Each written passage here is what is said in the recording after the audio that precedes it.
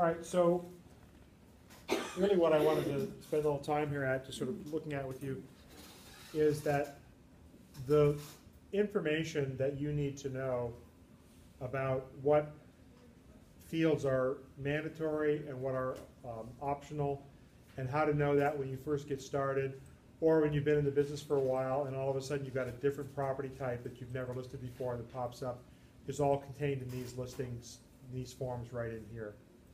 So the typical house, detached single-family house, which is the typical property that you might list, or an attached single-family, have different data input forms. So you can put this, it's a PDF, you can put it on your tablet. These are fillable now, so that you can enter data as you go along. My experience is that I always had these available in printed form. So I always, in my briefcase, I had one copy of every possible property type. So no matter who called me at what time of day, I would know that I had that handy. If I forgot to bring it, I would have one. On these forms, you don't have to be able to sort of see everything perfectly here. You're not really going to go through, but on these forms, they have these asterisks that are here. Every place there's an asterisk, that's a required field. Okay? So that information has to be there. So you need a street number. You can't enter it if this is blank, but you don't have to know if it's north, south, east, or west, for example. Some kind of street name, some kind of suffix, and then it gives you all the information here.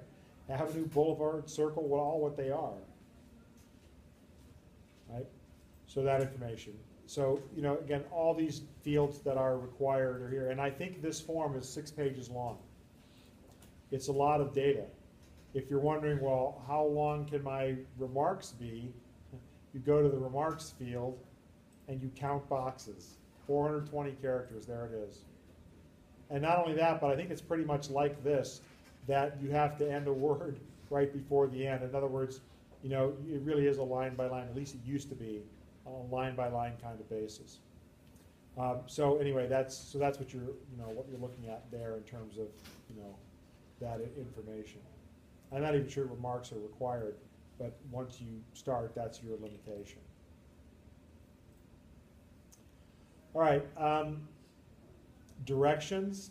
You got to have some kind of directions. You can figure that out on the fly, but you're telling other agents really how to get to the property. I don't know how many people even use this anymore, but it's there. It's something you want to have it figured out.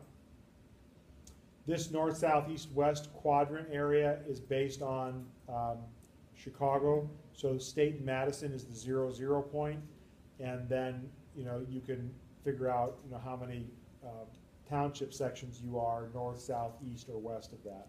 Very few properties are east, of course, unless you're down in southeast Chicago area where the lake starts to run to the east, and you do have some east addresses. School districts and all required fields in terms of the school district numbers. Other district might be something like Wabansee's district or whatever. But then here you don't have to have it. You should be able to put in the elementary, middle school, high school.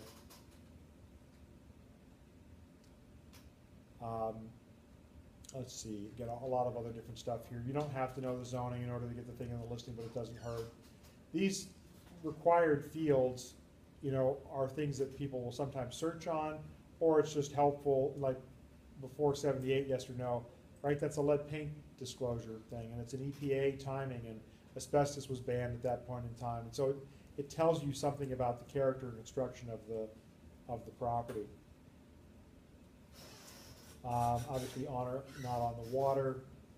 A year built, you can usually get this information from the public record.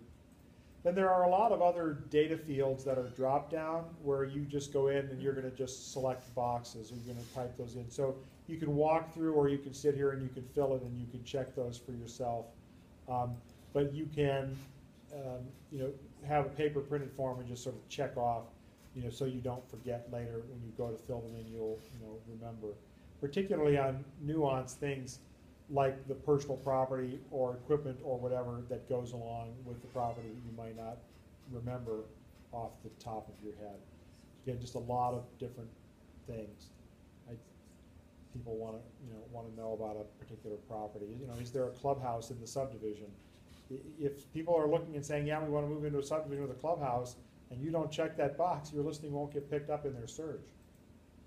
Know that also as a buyer's agent, if you search on a field as nuanced as that, and somebody has a viable listing that they just put the wrong data in, you're not going to find a listing that's of value. So part of your job as both a listing and as a buyer's agent is to understand how this database and all this searching stuff works. Because if you don't get it right on how the data is stored or found or retrieved, you'll have problems either finding things or having your listings be found. Different data field for aluminum than vinyl than steel siding. Which is it? Probably you can get away with just putting it in that it's one of those, and that'll be good enough. Some people might want to know the difference. Again, so I just a lot of different information about the property. This is that required data field that I showed you, less than a quarter, quarter to half or more, etc. All the way up to these various things. And how much you use different things will depend upon where you work. Some things in here are just really based upon Chicago, and other things are not likely to find in the city at all. Don't have to know a lot of description things, but these things tend to be of value. I do a lot of searches on waterfront of various sorts. Quite a few people that I'm doing casual searches for or future searches for have said, yeah, if I can have a water view, like my daughter who's interested in being in a condo downtown Chicago, a couple of the units that we've looked at, you could see both the lake and the Chicago River. They weren't really very big. You had to look at them between other buildings, but they were there. And that matters, right? I mean, just that little bit of a view. If you're listing it, you might want to put water view in there or river view or whatever. And if you're a buyer's agent, you might be wanting to search on that field. So again, every specific item matters. And if you're not familiar with how searches work, you might want to look a little bit of that up online and or just sort of study that process as to how it works with the MLS through trial and error and figure that kind of thing out. Does a retention pond constitute waterfront? A lot of, I think there's now a pond view. It said pond. Yeah. So yeah, I would definitely say pond. I think that's subjective, but it might be addressed in the MLS rules. If it's a tiny little ugly little thing, I might get mad at you. But no, I mean, that's a great question. See how this comes down to subjectivity. If you're the listing agent, what do you want the answer to be? Heck yeah, I want people to see the listing. If you're a buyer's agent and you don't screen it well enough, you may go out there and they go, that's the water view, that weedy, muddy, there's nothing in it kind of thing. And you get some unusual circumstances because some retention ponds are dry much of the year. So if somebody's really wants to look out at water, they might spend most of the year looking out at cracked earth or mud or water that's pretty shallow, and when you do have it, you'll have ducks and geese and things. So yeah, it kind of depends. I think it's a perfect question. I just can't give you any better answer than that. What's wooded is another good thing. I like to argue that my house is wooded because I got a half a dozen or maybe 7 or 8 trees, as I'm reminded of every fall when I have to rake. But I'm not in a particularly wooded area. But I like it, and I grew up on wooded property, so I mean, it seems wooded enough to me. All right, other kinds of things, structural details, again, other various features, parking issues, again, I tend to search on things like yes or no, there's a garage. Garages aren't always just that simple. You might search on garage and then the number of spaces. With the number of spaces, sometimes agents will put in, like here, number of garage spaces. Agents might put in 3, but what they mean is there's 2 in the garage and 1 in the driveway, whatever. Also, a tandem garage, hopefully you know what that is, where you've got it could be a 3-car, but it's 2 deep and 2 wide in front. So you've got 3. I recently found a property that was a 4-car tandem, 2-car door, but double deep, in both bays. So great for storing lawnmowers and garbage and other stuff, but not necessarily for busy commuting families to all get in and out of the garage conveniently if you're not coming and going in the right order. Anyway, so again, all kinds of nuanced details of how you want to put things. Interior details. you know, everything you could possibly imagine. You know, where is the fireplace, details of the fireplace. If you go out there and you take the listing and you don't remember if it was a gas starter or not, you're good because it's not a required field. But if there is a gas starter, you want to have that thing checked. You want to have that listed as an amenity. That might be the push between that listing and another one as to what's involved. A lot of your houses aren't going to have elevators. One residential property that I have worked on had an elevator in it. Kind of fun. Noisy as all get out. Better described as a lift, but it looks and sounds better when you say the house has an elevator in it. Anyway, so that's the whole form, that's not the whole form, I guess. There's more stuff. Oh yeah, room sizes. So it gives you a place to write down, you know, room sizes, what floor they're going to be on. You don't have to put the size, but once you put it in, you've got to tell them what floor it's on. Be careful how you count basement space. You should count that as something separate, be listed, you know, separately. All kinds of floor finishes, all sorts of different room descriptions. And again, anyway, you can look at this in more detail when you have the time. But these are all the kinds of things you really need to figure out or know what the deal is when you're listing the property. So learn this, take it with you the first several times, have it on a tablet, whatever, have it on your laptop, but you can fill it in as you go. Because again, without all the asterisk check fields done one way or the other, you can save it, but you can't get it up and shown to the other agents or the public. Agent-owned interest, this is your disclosure requirement right here. If it's your property or any broker has an interest in it, it's got to be disclosed. It gets done right here. Is your office going to hold the earnest money? If so, put yes. If no, click that. The buyer's agent knows where the earnest money is going to go when they fill out that contract we looked at last week. All right, I think that's probably enough. Just looking through this, you can get the sense that there's a lot of information as to what you need, etc. Questions about that or any of that at all? Who's got an address or a property they want to see if it's in here? Anybody bring a property address with them? If not, we can move off of that and go to something else. It's not a big deal. I will not worry about it then. Now, what you'll find in like realtor.com is that. Yeah, well, okay, so this feeds realtor.com. This is where the data comes from. This also feeds Zillow, Trulia, homes.com. All that stuff is fed from your data here. Okay. So when you list a property, you'll have the option, and you may have noticed that internet, you know, you can either individually select the. An address. Huh? A Oh, different cool. address. Okay, it's gonna get shown up there. It's been sitting on, I just figured it's easier for to look at. Oh, that's good. Oh, yeah, this can be, a rural address can be kind of hard to check out, but let's see what we can come up with. It's fun when you have something like that you're kind of curious about. That's what I usually get.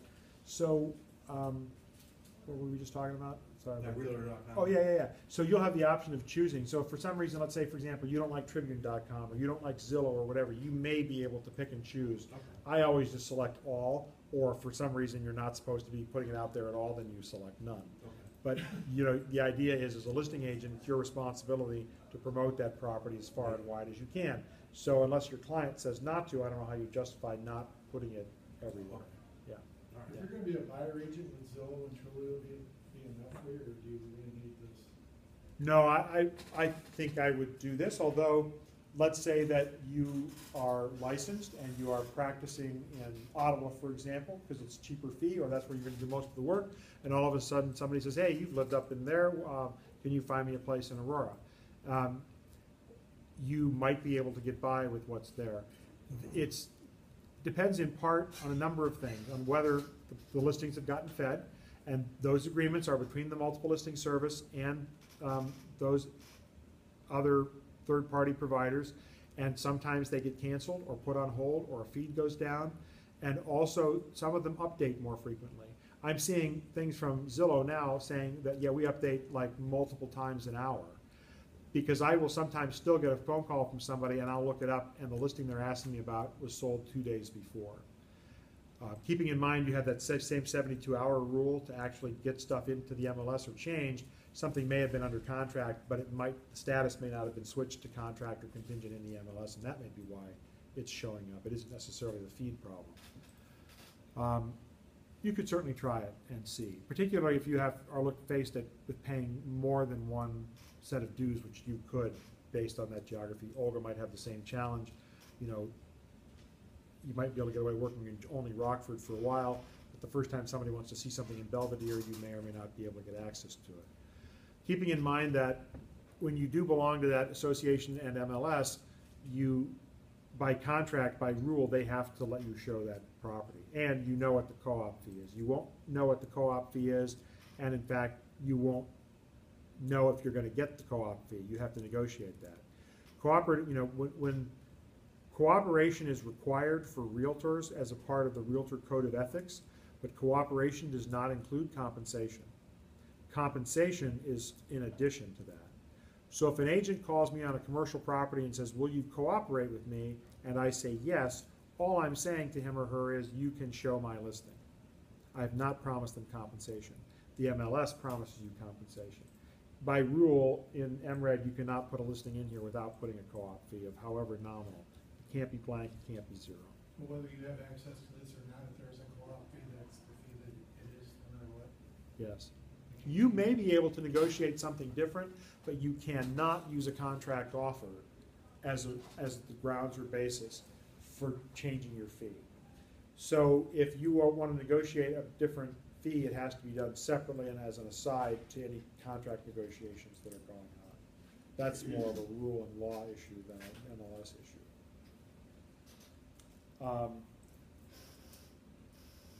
Yeah, so I mean, that would be the only other drawback as I'm thinking about it. Plus, when you want to set up showings, you're going to have to jump through some hoops to get them to, that you won't have an agent ID number that matches up for them. I've done that because I showed houses in Rockford back as far back as '97, and I had to do that exact thing there.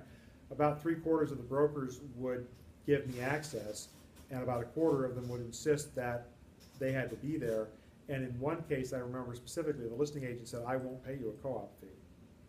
She said, I'll pay you a referral fee. I'll give you 25%, but I won't pay you a co-op fee. So I went and showed the property because I had clients who were interested in looking at it, but that was kind of annoying to me. But, some agents feel like, well, I'm paying $1,000 a year for this access and you're getting it for free. Why should I let you do that? It's an agent by agent decision. And it really comes down to, are you doing your job for your client? So there are some potential drawbacks, but mechanically, access to data, 80% of it is probably all there, and you might be able to get everything you need. I hadn't thought about that before, but that's a good question. All right, any other questions about any of this at all? We're going to put this address in if I can find it. So a real quick search here. I'm going to try this exactly the way, if I can type exactly the way Kate gave it to me here. But that rural address sometimes is a problem. Oh, there we go. So here we go. This is what we've got. So this is everything at that address. If the address were slightly different, it wouldn't show up. Notice I didn't put in lane because it might have been street or road, the way agent put it in or whatever. You put in the minimum. And if you put in something like 1, 2, 3, 4 Main Street, you might come up with Main Street in Elburn, Main Street in Carpentersville, Main Street in Evanston. So sometimes you'll come up with more stuff. But all right, so find it. We can see quickly the history.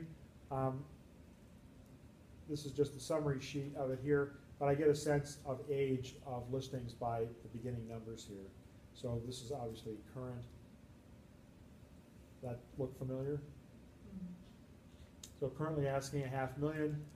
You can quickly look at the listing and property history here and seeing where it was. You said it's been on the market for a while, so December it went on up at 580 with the same listing, so the same broker still in the same contiguous path. And back in 2011 and 2012, it had been listed in the same price range.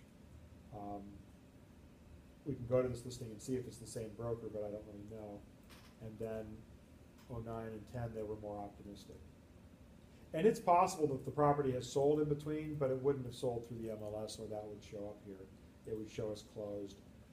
So would it state like foreclosure? Yeah, well, let's take a look at the listing. Yep. So let's just look at this one exactly. This one right now is active, so that's the data field. That's kind of the normal. Price hasn't been changed in the last 8 days. It hasn't just been listed in the last 8 days. Hasn't just been reactivated or put back on market. It isn't contingent on anything. So this is what it is. I'm going to flip this over to the full that we looked at before because I'm more comfortable with that format. So here's the public comments. Doesn't say anything in there. Down here, doesn't say anything about a short sale or a foreclosure or distressed property, and that should be disclosed. So I don't see anything. What does this mean? Very motivated sellers? You know, I don't know. Now we can go here to the tax record and take a quick look and see. Sometimes here we'll see something like what's owed on the property. If we go down and look at mortgage history, so in looks like the most recent mortgage, if this is accurate, was 507. So what would you have paid down in 6 years on a 30-year mortgage? They're probably pretty close to break even. You They know, live in Georgia, their house is empty. yeah. Then that's probably, could be why they're hanging at that price. It could be that if it goes much lower, they either have to come up with cash or it goes to being a short sale. The advantage of already being relocated is that what do you care about your credit being dinged for 4 years if you're not gonna move? Let the bank take the hit. The worst I've ever seen it, I was at a closing where the seller had to bring $50,000 in cash. No short sale, they had to bring 50 grand in cash in order to sell their house. And it was like you described, they were out of town. And fortunately, I was representing the buyer. So yeah, so I mean, combining data, how long it's been on the market, you know, what they've been trying to do, your drive-by, having seen it, knowing that it's empty, knowing a little bit about it, looking at it here, looking at the mortgage data. Yeah, and it could very well be, they've been gone for a long time. 5 years. Okay, see, I'll bet what they did. Look at the mortgages here. So the borrowing was 137, then 330, then 207. Same lender, conventional 30-year. This is a refi. So in 06, this is all they owed. So in 07, they borrowed another $300,000 and they went to Georgia and bought a house. That's my assumption. And now they're just trying to get out from underneath the boat anchor. Which, you know, if you were seriously pursuing the property, that might be worthwhile. The challenge is if you're chasing the market down, you don't know at what point in time somebody else is going to come along and snatch it. So when we look at the CMA we're going to look at next, keep in mind you can do a CMA both for a seller and for a buyer, right? To try and figure out, okay, what's the point at which this thing is going to stop going down and you're going to have 2, 3, 4, 5, 10 other interested people. I showed a house a couple of weeks ago that I was surprised at how low it came on the market, house taken back by Old Second Bank, and it just seemed all of a sudden, like, wow, this really popped on the market. It's never been on the market before, and it's really attractively priced. And they had 3 offers in the first week. Normally, the foreclosures are starting off higher and working their way down slowly. Didn't happen on that house, and I thought that was the case, but my people couldn't move that fast. So, you know, never know. I have no idea, without doing a market analysis, what the real value of the property is. Sometimes you'll see that other address, you know, in where it's being mailed, but currently the tax bill is still being mailed to that address there. Maybe it's being paid by the bank, so it doesn't matter where the tax bill goes. Okay? Thank you. Yeah, no, you're welcome. Thank you for having that. Let's take a look over at the reports. So, you notice up here they have CMA, and I'm going to just do a manage. You can add a new CMA. You can, your CMA stationary. This is where you can put your own photographs, your own letterhead, whatever. You can make this look presentation quality, I guess, through the MLS. I've never done that here, but I thought we would just use this as a place for me to stick a CMA that I used and just be able to go back and look at it. So let's look at manage CMA reports. So this shows all the market analyses that I've done through the MLS over the past 8 years. You know, for whatever people. You know, the one line number 12 is a market analysis I did for a buyer. The people that are listed there as the clients are actually friends of mine and their daughter who bought the house. And so, it just sits there as a repository. I don't remember much about it, but I could, pull that up and the data would all still be there. The one I want to show you is this listing here. I think it's this one here, back in 2010. I eventually sold this house, but not during that year. So when you first go in to do the MLS, you're going to have to find the comps. And whether you use the Cloud CMA tool or you use this tool, you need to have a sense of where those are going to be. So for me, this is a 160 home, 180 home subdivision, whatever it is. I just wanted to stay within that subdivision. You may or may not have that luxury. So you can do a search based on street names. You can just pull up, say, give me within a mile radius, and then only select the listings that you want. Pick them manually. You do it however you want to do it. I think that's what I did. Just give me, whatever within a 2-mile radius, and I had to just trim out a bunch of listings that were outside that subdivision. But for me, this being the Mary Knoll subdivision in Glen Ellen, which is roughly at 53 and Roosevelt Road, or between 53 and I-88 or I-355, just south of Roosevelt Road, it was easy enough for me to come up with, you can see, a half a dozen different comps, or sold, closed properties. And then, Kate, to your question earlier about foreclosure, whatever, so once a property is sold, this F in the data here means that it was a foreclosure. It would have an S, I believe, if it was a short sale. So you'd get a sense that, okay, it's a distressed property. Otherwise, all of these were, more traditional sales. And it's a pretty good range, selling from 438 up to 635, pretty broad range. I also had to go a fair amount of time. This is spread over 2010 and 2011. I was interested in doing the analysis for 2011, but it was too early in the year and there weren't any good comps, so I really had to go back a full year to get enough comps to really check. And I may have mentioned to some of you in the other class, this is the same house that in 2009 there was not a single sale in this entire subdivision.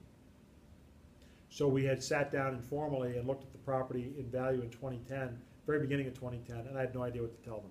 I had no way of valuing it because there hadn't been a sale for a year and a half. And at that time, the world was coming to an end, and all of us in the business were struggling with how do you price things, how fast and how long and how hard are things going to fall. So sometimes doing a CMA is academically easy, but is fiscally and economically very difficult because you're doing a little bit of guessing. So in the data that comes up, I want to know the close. I want to see if any of those were canceled. That tells me that they were on the market longer than maybe their market time shows in terms of time on the market. This also quickly shows you some statistical data that's harder to do, doing it manually. And then I can use this and move on. I don't have to generate reports because it's already there. Subject property, I can enter all the data for this. I don't have a lot of information. But if the property was listed before or recently, you can use an old listing. Back to Monica's question earlier, you can populate your market analysis with data out of the MLS if you have current enough data to use. Again, this isn't going in front of the public, so if you're wrong about the schools here, it's not going to get you sued. This is just showing to your information to your client. You can run reports on kind of what's been going on in the market or the area overall if you want, for your own self, for your client. Give them a sense of market times and that kind of thing. I never did that here, so nothing shows up, but you can. The thing about the CMA that we typically want you to look at and you typically get tested on comes down to the adjustments, right? The sales comparison approach. This is really what we're using for the CMA. It matches up with the sales comparison approach that an appraiser does. So under here, I have the ability to select the comps that I want to use. I think I selected a total of 8 of them, and said 5 or maybe 10, I guess. So I wanted to look at all of them, but I put them in order of the ones that mattered the most, the ones that I thought were the most likely. So I think when I did this market analysis, I really relied on the range I got out of these first 3 properties. So as you can see, we start off with the actual sale. This is why we have to have closed. We need to know what the market really said that it was. What did it actually sell for? And then we can adjust. I could adjust this one as for being a distressed property alone if I wanted. I could say, well, if it hadn't been a distressed property, it might have sold for 50 grand more, or 20 grand more, or whatever number I want to put on it. Look at the difference in market times. 9 months, 2 years, and 2.5 months. So, that's interesting, from that standpoint. You gotta be able to know what you're gonna adjust for. So I decided that since I had my subject was a 4-bedroom house, that I was gonna adjust this one, and this one because of the number of bedrooms. So if you remember the acronym, if the comp is poorer, you add. If the comp is better, you subtract. And we're only adjusting the comps, we never adjust the subject. So my question then here was, well, if this 3-bedroom, 2-bath house that sold for $438 was a 4-bedroom instead, what would it have sold for? And I pulled a number out of my ear and said, I'm gonna add 10 grand and say if it had one more bedroom, it would have been worth 10,000 more.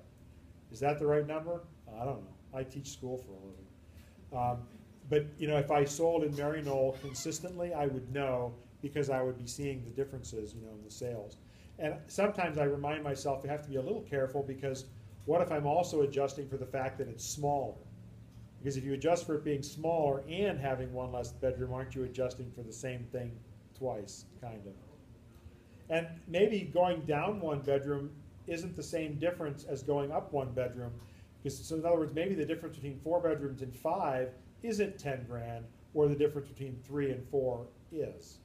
I just used the same number. So here's a case of the comp was better. It had 5 bedrooms, so I subtracted out 10 grand.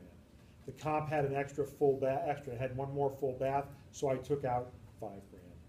Point of this exercise being that you have to make the determination what the market value is of these different improvements that you're adjusting for, and you need to remember, okay, the comp doesn't have a bedroom, I'm gonna add money. The comp does have an extra bedroom, I gotta subtract money. And then you can just use this form and it adds it up for you. You can make an adjustment for square footage. You make an adjustment for anything you want. And if the MLS doesn't allow you to make the adjustment for the particular field, you can go down and do it in another field. You can do whatever you want to do, for whatever. I think I made a across-the-board adjustment to all of them because there had been some goofy tax credit for a while, for like in 2008, 2009, because nobody was buying houses. So if you bought a house, you could get a tax credit for a very brief period of time, but that was expired, but that applied to these other sales. So I just made some random assumption that, well, somebody's not gonna get a $5,000 tax credit on the new purchase that I'm comping it to, so I put that line in here. You'll probably never see that again in your entire career. Let's hope not. So in here's, I said for foreclosure, I could come up with a number.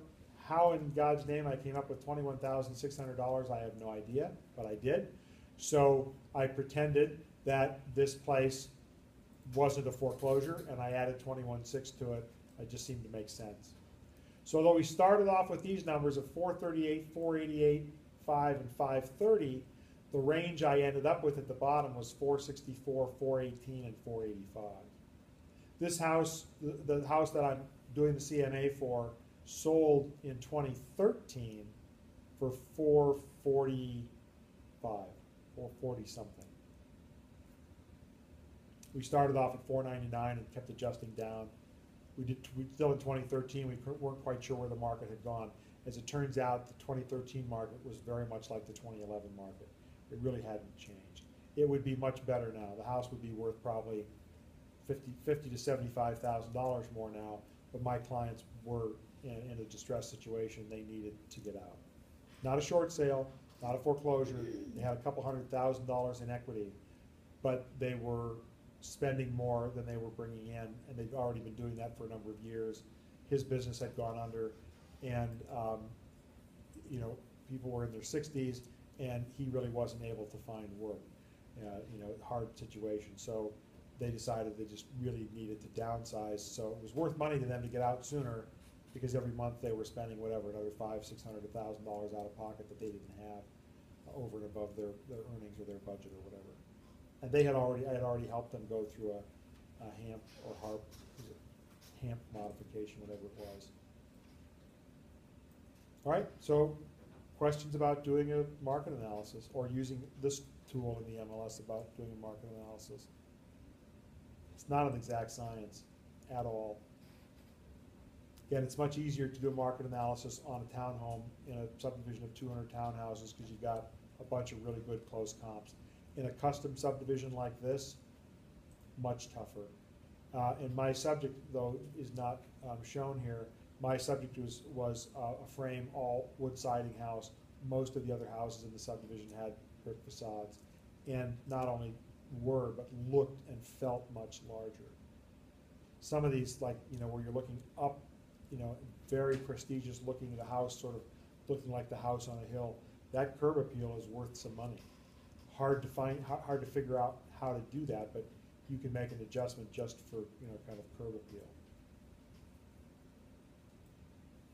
Notice up here there's also a buyer's CMA, right? So, I mean, you could do that CMA for your buyer as well, and go in there and do that. And when would you do that? When they say they really like the house and they want to write an offer. And so, like, you know, Kate gave us an example of a home, been on the market, say she's working with somebody, or she's looking at it for her own investment account or whatever. You look at that and you can say, okay, well, I want to run my own market analysis, and what's it really going to look like? You check the area, get a sense, and you check that value, that CoreLogic value in the on the tax record. You maybe you know, run something else. Anyway, you can get a couple of opinions of value before you would run off and start looking at making offers to get a much better sense of what you should do. All right, well, if you don't have anything else on that, I think that is what I wanted to show you in the MLS. And then that'll give us just enough time to go through and look at a closing statement and talk about a couple of things there. And then I think that'll be it for the night. So unless there's going to be any sobbing or moaning, I'm going to go ahead and click sign out, and we'll switch over to the document camera. All right.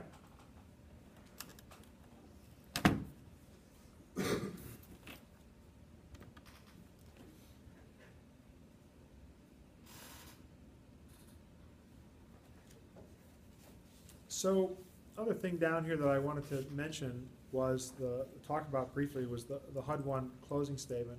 And this is about to get modified again. I don't know if it has already, but I read recently that, again, this is going to go through another iteration. So by the time you're in the business and practicing, you may want to, or may need to get trained on the new form or see what the new form is going to look like. HUD is charged with overseeing RESPA, and so they're charged with trying to figure out what the best way is to put this data and make it most easily understandable by the consumer and streamline and, you know, keep the cost down. Why is that not doing what I need it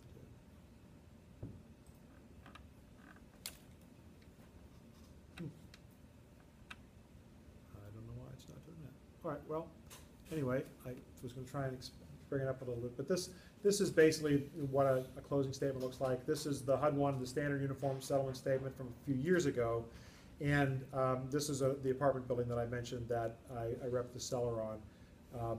So it's an actual closing statement, and no, $1 million. The price isn't something made up. That was the actual sale price. Kind of a weird sale price if you think about it, but that's what we ended up with. So the top of the form is just basically some basic detail about the deal. Keeping in mind, a HUD-1 would not have had to have been used on an 8-unit apartment building because RESPA does not apply. But this is an example of a title company saying, well, we don't need anything more complicated than this. Everybody knows how to use the form. Let's just close the deal on a HUD-1. And then they can add and subtract other sheets if they need to do that here. The top of the form, just, you know, the business. Who's the buyer? Who's the seller? Who's the lender? Who's the title company? Where are you going to close the deal? All that kind of thing. We closed it at Chicago Title in West Aurora. The seller's attorney was from Dryer's, Foot, Stripe, Ferguson, Slocum, PC, whatever, their office is right next door. So my sellers met with their attorney, then they walked over to the closing, and then when they were done, they walked back to the law office to argue over the attorney's fee that was going to be bigger than what they got paid on their closing statement, I think. All right, so thinking in terms of debits and credits, that's really what we've got here. We've got 2 transactions that are being closed, a loan transaction for the borrower and the purchase for the borrower from the seller. So both of those are handled here. This front sheet is the summary. And so you can see the only credit over here to the seller at all is the contract sales price. There's nothing else, no other money coming into the seller at all. So looking at the buyer's side, that $1 million sales price is a debit to them, money leaving their side of the table. And all those settlement charges that add up to $12,467, we don't even have any detail there. For that, we have to go to page 2. So for kind of just quickly to show you that, when we flip over to page 2, there's again 2 columns there, a borrower's column, which is the buyer, a seller's column, and when we go all the way down to the bottom, you'll see that $12,467 that's right there. So the detail of the costs are shown here, but it's on the second page. When we first look at this first summary sheet, I hope I don't make anybody nauseous for kind of jumping around here. First look at this summary sheet, we get just summary numbers, and the details, most details, are on the second sheet. So up here at the very beginning, we just see, you know, the gross amount due from the borrower, that $1,012,467. I should probably leave that. I can point better from over here. So, you know, that's the total debits to the borrower is that line item up there.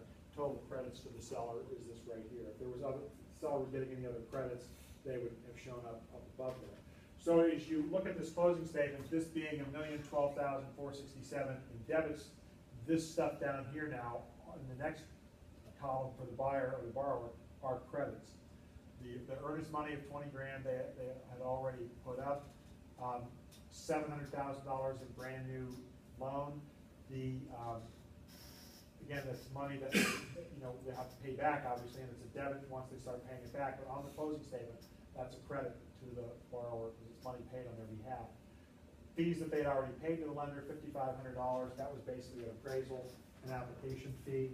That money was paid to the lender. And the way Chase works, you pay that fee up front, but when the deal closes, they give you the money back, which I thought was a pretty attractive kind of arrangement for this sort of loan.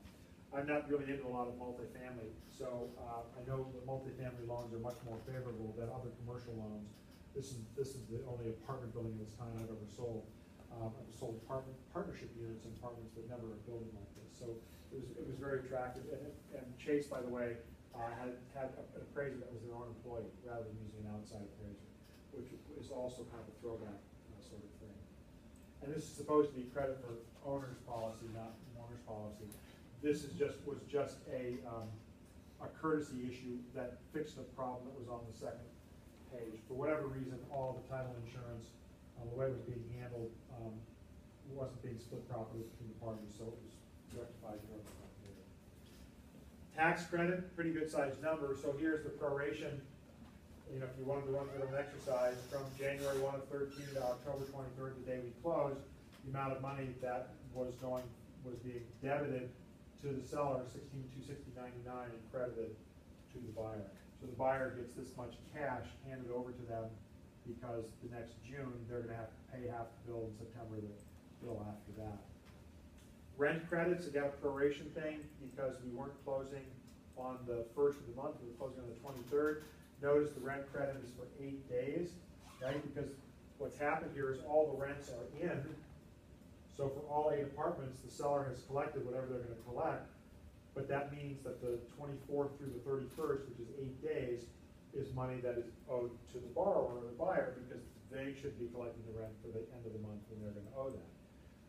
Security deposits were just transferred across. Whatever the seller was still holding has to be transferred to the buyer because the buyer is going to have to rebate those to the tenants when they move out if they're in good standing. Then you've got pet deposits, which is all the same kind of thing, and a repair credit that was negotiated during the contract period after the apartment building was inspected. The buyers decided there were a number of things that they thought needed to be corrected. I don't remember how much they asked for initially, but we negotiated it down to $5,000. So we still had a $1 million sale price, but the credit was handled this way in cash, so that the borrower was getting a cash credit that they could apply as opposed to just a reduced purchase price. So on the borrower's side, then the total amount that they're going to have to come up with is $763,910. So that cash to closing exercise that I mentioned, rather than do some separate simple thing on the board, that whole left side of this form is exactly what a cash to closing exercise would look like, with some of the detail buried on the next page. So in theory, if you were to get a complicated test question, you won't put one anywhere that's complicated that says, The borrower is paying $1 million for the property, they got $12,467 in closing costs, they deposited 20 grand, they got a 70% loan to value, they're getting a $5,500 lender rebate, $3,000 owner's policy credit, et cetera, et cetera, et cetera. How much cash would they have to bring to closing? The answer is they'd have to bring, whatever this remaining number is. Oh, it's actually down here, sorry. That's their total credits. They'd have to bring 248, 556 to closing. So they have to bring a cashier's check or certified funds. And I think on a deal like this, I think it had to be wire transferred in. So the money had been, was wired from Chase into the title company's account the day before, so that they had enough money, because they're not gonna mess around with $250,000 as to whether it's real or not. So the answer is down here. This is the total credits. So down here, 248, 248, 556, and 98 cents was the amount of cash they had to bring. So again, they probably wired 250,000 or 260,000, whatever they were able to wire, and then they got a credit back at the closing for whatever they didn't need. Questions about that part of the closing statement? And we'll look at the detail in a little bit. So on the seller side, you've got the only credit coming to them is the $1 million. Then everything else down here becomes debits or money taken away from them. Settlement charges to them, which we'll look at in a little bit, $41,000, 20 grand of earnest money that was retained, had been held by the broker. Notice had been paid already. The owner's policy, then county taxes, the same, we're going across the table, rent credit going across the table, security deposit, pet deposit, repair credit, all going across the table in whole. And so the seller here had $1 million credit and then debits of $100,242. So the sellers were walking away with literally just shy of $900,000. So what great big number is not up there that you would typically expect to see? What are the sellers not having to pay here? It's these lines here, particularly line 504. There's no mortgage on this property. They own it free and clear. So literally, those people walked out of the closing with $900,000.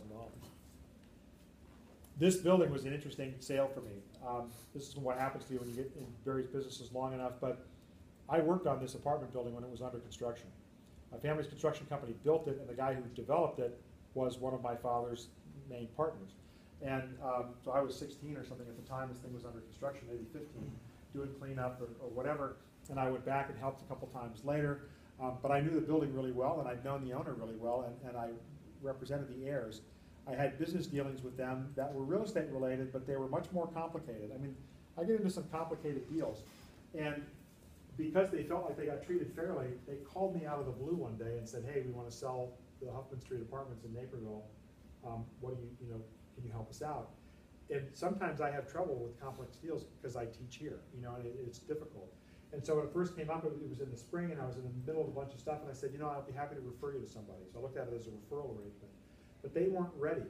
And so all of a sudden, I had to do a lot of legwork in the summer when I had time, so I never did refer it. I ended up listing it. And we would have closed as early as September, but because some other issues came up, tenants moving in and out, financing delays, in the ability to really sort of, the seller to be able to clearly have enough units full. I think the buyer needed to have 7 of the 8 units rented for Chase to close on the loan. So some of that stuff had to get orchestrated, and so it took a little while, but otherwise it worked out really well for me. And my commission on this deal, I'll show you on the next page, was not insignificant. As you can imagine, $1 million deal. So for me, it was kind of it was a happy occurrence. And they had a bunch of family who weren't represented, including grandkids and other people who weren't represented here at the closing. So the money was getting split about 6 ways, but it was kind of nice. So up on the top of the second page where the detail is, notice that the first thing that's up there is the most important numbers on the whole thing, which are the broker commissions. So my fee was $25,295. I was getting 2.5%, and I did one of those stupid 2.5% minus $295 to the buyer's agent things, because I get annoyed that they do it to me, so I do it back, and so my commission was $25,295. Not bad for a few months worth of work. And then notice the commission to the buyer's agent is only $4,705. But that's because the buyer's agent held the earnest money. I don't hold earnest money. I won't do it. So their commission was really the $24,705. We each got 25 grand. except I dated the buyer's agent for $295 and my time to put things in and out of the MLS. Interesting thing here, Marcus and Millichap does not belong to the multiple listing service. So they came to this deal off LoopNet. So I put this property in marketed in three places: CoStar, LoopNet, and the MLS. And I think I mentioned to you, we got 6 or 7, 5, whatever was offered. We got a bunch of offers. We had 15 different showings, and we had a bunch of other buyers who said, I want to make an offer. But it was August. It was literally leading up to the semester. And I had several buyers say, I want to make an offer, but I got to go on vacation with my family.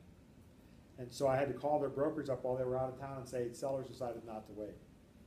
Now, the interesting thing about this deal, and you know, I guess maybe I should be putting this on a video on YouTube, but we had this offer at $1 million, and we didn't have anything else really right by it. This is over what I thought the asking price would be. So when I negotiated this, listing, I told my people to list at $899, and we only had one offer above that number, and it was this one. Now we had a number of offers that never came in that I think would have been in this $1 million range. But when you're negotiating and you're at $1 million, or their offer was, I don't know, $970, $980, and the next best offer you got is $880, and you've got 4 or 5 other offers, that's an interesting spot to be in. So, it's fairly straightforward and easy to negotiate deals in real estate, but you might want to pick up whatever negotiating skills you can if you're going to get into anything more complicated than listing and selling houses. Because when you get into some of these other deals, negotiation skills are a big deal. I'm thrilled that my clients got the deal that they got, and I think the buyers got a fair deal. This is the only 8-unit property that's within walking distance of North Central College and downtown Naperville, although barely downtown Naperville, it's probably a full mile. And so it's a kind of a unique location. And it's an 8-unit on 3 city lots that are really only zoned for 6, so it's not going to get replicated ever in that location. So it's very unique. Again, there was nothing to comp this to. So I had trouble doing the CMA when I did this, and again, I told them to list it, I said, I think list at $899, you're going to sell at $870. And I could have been right, but they insisted that we list the property at a higher number. I don't even remember what we listed at originally, $1 million something, something, $1,025,000, $1,049,000, I don't remember. But we were also listing into a market that was rebounding. Just the market has just taken off in terms of apartments. So though they paid $1 million and nobody else was over 900 grand, the place is probably worth $1,150,000 or maybe $1,200,000 today, because of cap rates and compressing and values going up, and the fact that they fixed the thing up and maybe raised rents. When a building doesn't change hands for 40 years, which was almost the case with this building, it tends to need refurbishing and updating, and some of it had been done, but not a lot. So again, just interesting stuff that you get into what you see. So because the buyers, back to the commission, the buyer's agent held the earnest money, so that was the rest of their commission. So to come up with the rest of it is 30 grand from the seller, because 20 grand came out of the earnest money. You saw that on the first page if you didn't quite understand it. So here's what the borrower did pay for: tax service to the bank, some other fees for the appraisal, whatever. And there's a separate sheet that explains what all that is. I don't remember. Oh, that might have been some other stuff they had to pay to get the loan. We had some interesting things come up here. Anyway, then this is prepaid, so there's no mortgage insurance or homeowner's insurance here. Insurance was accrued separately, but for the interest had to be paid. I'm not sure that they had to escrow for taxes here. A property like this, they might not have to escrow for taxes or insurance, so those don't show up. But on the typical house sale, you probably have prepaids for taxes and prepaid for insurance. Those they would be down here actually. Title service, title charges again. So here you've got these things that for whatever reason are on the buyer's side, but then had to be dealt with on that front sheet because they should have been somewhere else. And so you got the buyer's column on the left, seller's column on the right. And once you do a few of these deals, you'll be able to follow this more easily because you'll know and understand the specific deal you've done. Government recording transfer charges, and this is transfer taxes here. The buyer also had to pay transfer taxes, but those transfer taxes were paid outside of the closing.